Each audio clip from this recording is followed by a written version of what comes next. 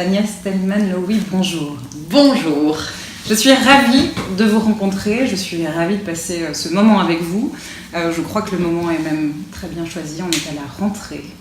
Les agendas changent, les enfants ont grandi pendant l'été, les repères doivent être retrouvés et ensemble on va parler d'éducation.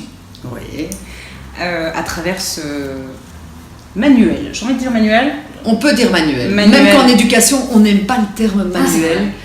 Il n'y a pas ni de recette, ni de manuel, ni de mode d'emploi, ça n'existe pas. Ça s'appelle L'éducation vous appartient, avec cette petite baseline qui est importante, retrouver le plaisir d'être parent. Et ça va être notre sujet pendant cette discussion, retrouver le plaisir d'être parent. Moi, ma première question serait, à quel moment on le perd ? Le plaisir d'être parent, je pense qu'on le perd au moment où on rentre dans une lutte et qu'on oublie le but de nos actions.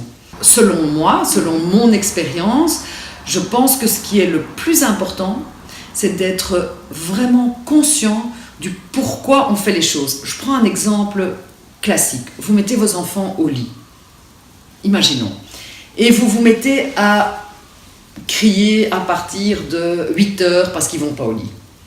Et vous criez, et vous les engueulez, et puis vous descendez, et vous remontez. Mais à un moment donné, vous avez oublié pourquoi vous leur demandez d'être au lit à 8 heures.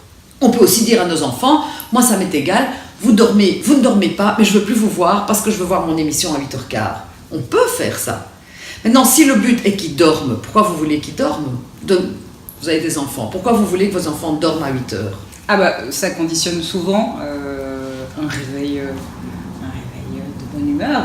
Mais il y a des enfants, je vais contredire, mais il y a des enfants qui peuvent aller dormir à 3h du matin et être de très bonne humeur le matin, où ça n'a pas d'impact lors d'aller dormir. Par contre, vous pouvez leur dire, moi, vous allez dormir à l'heure que vous voulez, mais moi je veux des enfants de bonne humeur le matin. Et vous allez agir sur le matin, pas sur le soir. Vous avez dans votre tête l'idée que parce qu'ils vont dormir tôt, ils sont de meilleure humeur. Généralement, c'est vrai, d'accord ? Mais c'est pas toujours vrai. C'est pas tout le temps comme ça. Et de toute façon, vous n'avez pas d'impact. Il peut aller dormir à 8 heures du soir, avoir fait un cauchemar, se réveiller avec mal au ventre ou de mauvaise humeur, pour une raison X, Y, Z, et d'être de mauvaise humeur le matin, même que vous l'avez mis au lit à 8 heures. Donc, si vous voulez que vos enfants soient de bonne humeur le matin, demandez-vous pourquoi vous voulez qu'ils soient de bonne humeur le matin. À ce moment-là, vous allez retrouver, vous pouvez vous dire, moi le matin, j'ai besoin d'être calme. Oui, c'est ça. Soit vous êtes de bonne humeur et je mange mon petit déjeuner avec vous, soit vous êtes de mauvaise humeur et je bois mon café dans ma chambre. Vous pouvez jouer. Alors, à ce moment-là, quand vous êtes focus, vous allez retrouver le plaisir d'être parent.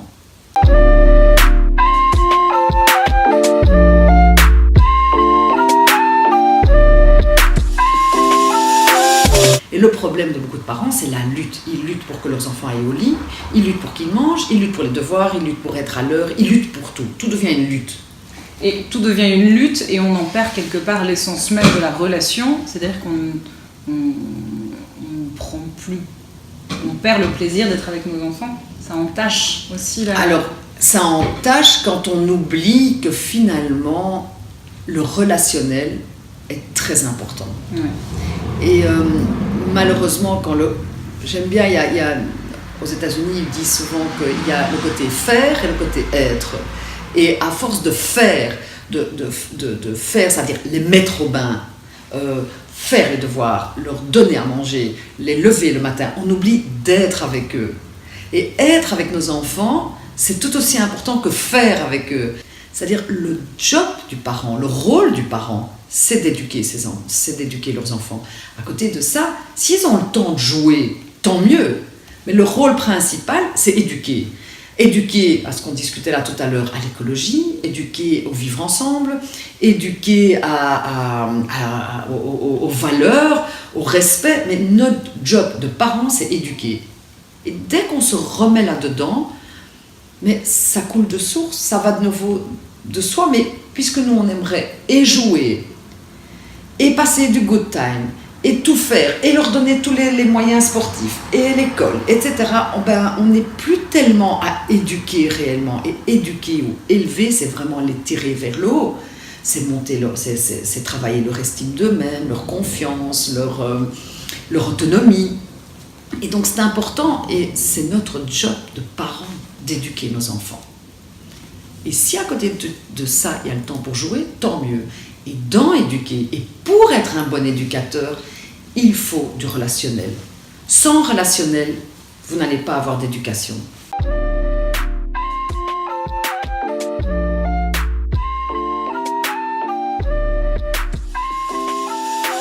Ce livre, dans cet ouvrage, vous dites que ce relationnel se recentre beaucoup plus fortement, même si sans échelle d'importance, mais au moment de l'adolescence. Alors, elle commence de plus en plus tôt, ça il faut le savoir, mais il faut même savoir aussi qu'un enfant, alors moi j'aime dire 12-13 ans, alors il y en a qui disent plus, il y en a qui prétendent que c'est beaucoup plus tard, enfin, il y a quand même un certain âge, selon nos enfants, on les connaît, ils savent tout, ils savent qu'il faut dire merci, au revoir, s'il vous plaît, qu'il faut faire ses devoirs, qu'il faut ranger sa chambre. Ils savent tout ça, ils connaissent, ils sont au courant. Donc à un moment donné, il est intéressant d'un peu de diminuer ce côté éducatif et d'essayer de rentrer plutôt dans du relationnel. Et le relationnel, pourquoi c'est tellement important? Parce qu'à partir de 15-16 ans, je dirais que c'est au nom de la relation que vous avez avec votre enfant ou votre ado qu'il va faire des choses. Ce n'est plus parce que vous le dites, c'est parce que la relation est ce qu'elle est, que les choses se passent. C'est parce que je demande, si je prends une maman, c'est parce qu'elle a une bonne entente, je dirais pas une bonne entente, c'est pas encore pareil, mais c'est parce que la relation est plus ou moins ok, que le fils ou la fille va mettre la table. Ce n'est plus parce qu'on lui demande de mettre la table, c'est parce que, bon, maman a demandé de mettre la table, on va mettre la table. Vous voyez ce que je veux dire? On va dresser la table parce qu'elle l'a demandé au nom de cette relation. C'est comme quand une copine à vous demande d'aller chercher les enfants à l'école, vous dites oui, c'est une copine, la relation est bonne, vous avez envie de dépanner, vous le faites.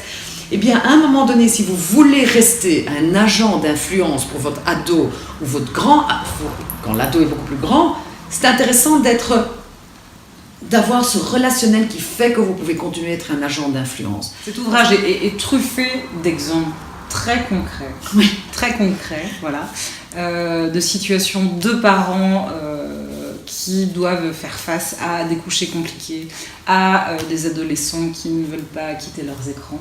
Voilà.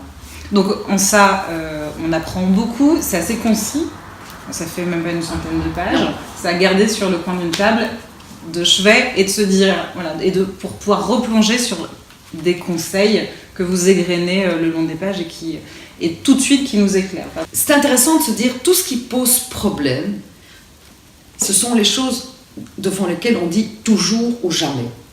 C'est toujours la même chose, c'est jamais comme ça, c'est toujours... À ce moment-là, c'est intéressant de se demander, est-ce que j'ai bien cadré? Et quand c'est bien cadré, les choses coulent de source. Mais pour bien cadrer, vous devez connaître votre objectif. Et c'est avec ça qu'on a commencé. Tant que vous ne connaissez pas votre objectif, vous ne savez pas cadrer. C'est impossible. Si, vous cadrez, mais ça ne correspond plus à l'objectif et vous vous perdez. Donc, objectif et cadre. Et après, ça coule de source. Après, pour trouver le bon objectif, il faut parfois faire un step en arrière et se demander mais qu'est-ce que je veux vraiment? Ne fût-ce que pour le coucher. Pourquoi je veux qu'ils aillent au lit à 8 heures? Souvent, je dis aux parents, ils disent les enfants doivent être au lit à 8 heures. Et ils arrivent quand même à 6 heures du soir à la maison. On va quand même se remettre les choses. Donc ils ont 2 heures pour mettre le bain, éduquer, faire les devoirs, jouer, manger, cuisiner, ranger, histoire, les dents. Quel est le problème d'aller dormir à 8h30?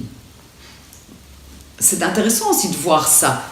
Quel est mon objectif réel à chaque chose que je demande à mes enfants? Pourquoi je demande ça? Et à ce moment-là, vous commencez à rentrer dans un état de plaisir, on va dire. D'être parent. Je n'ai pas dit plaisir de passer du temps avec ses enfants. D'être parent, de son job de parent. Et vient avec ce cadre, le lâcher prise. Alors, c'est intéressant ça. Puisque quand on cadre une chose, on doit lâcher autre chose. faut lâcher la perfection, il faut lâcher, il y a plein de choses qu'il faut lâcher, sinon on rentre plus. Si vous ne lâchez pas sur certaines choses, eh bien vous allez perdre sur le relationnel. Moi je sais que quand je demande de mettre la table, je dis mettez la table, et s'il râle, il y a toujours mon mari pour dire, et avec un sourire. Non, je ne demande pas le sourire, je demande que la table soit mise, pas un sourire. Si je veux un sourire, je demande souriez, je dis pas souriez, voilà, je veux dire... Parce que ça fait 2 objectifs. Ouais. Et là, ça complique. Si on veut les deux, ça marche pas. Eh bien, j'étais ravie de passer un moment avec vous. Merci beaucoup, Tania. Merci à vous, c'était très chouette.